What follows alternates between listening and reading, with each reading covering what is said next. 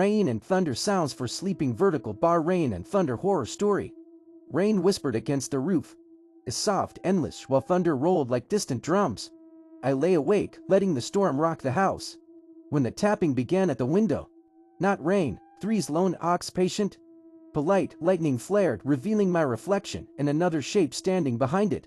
The power died, darkness breathed. Thunder cracked so close it shook dust from the ceiling.